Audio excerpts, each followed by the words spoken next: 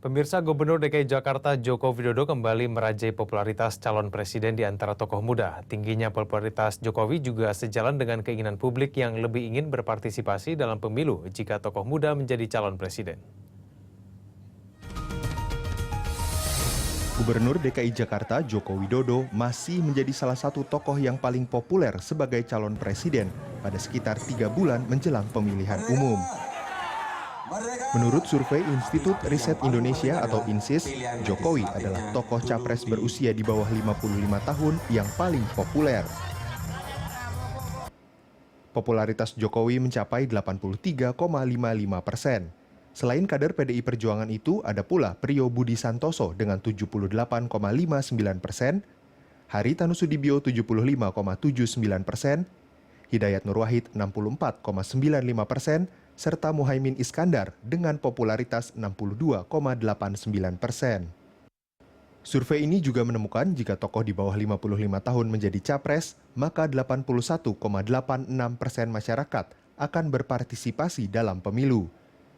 Bahkan 19% responden menyebut pentingnya tokoh muda untuk maju, karena bagi mereka sudah saatnya tokoh tua istirahat dari panggung politik nasional. Kalau hasil survei tadi kan itu mengindikasikan pada kita, kalau publik kita serahkan nama-nama muda, ternyata semangat mereka untuk ikut pemilu tumbuh lagi. Gitu.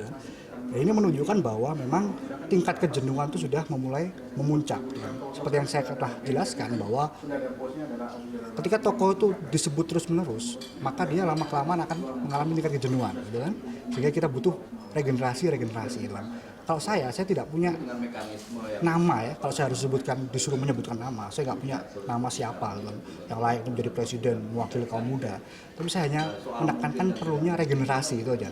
Sementara itu di antara para tokoh yang berusia di atas 55 tahun, popularitas Megawati Soekarno Putri mencapai 98,59%.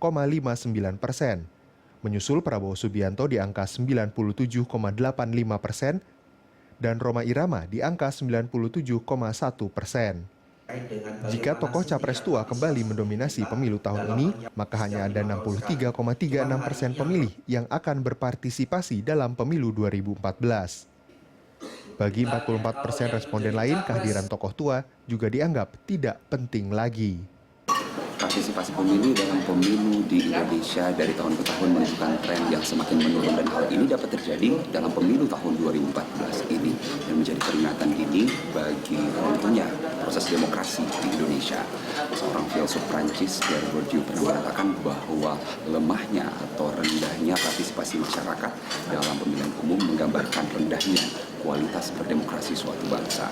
Partai politik perlu melakukan berbagai strategi termasuk dalam melahirkan tokoh-tokoh baru yang berkualitas agar pemimpin bangsa yang dilahirkan di pemilu 2014 juga berkualitas untuk dapat membangun bangsa Indonesia ke depan. Carlos Michael Franciscus Menta, Berita 1, Jakarta.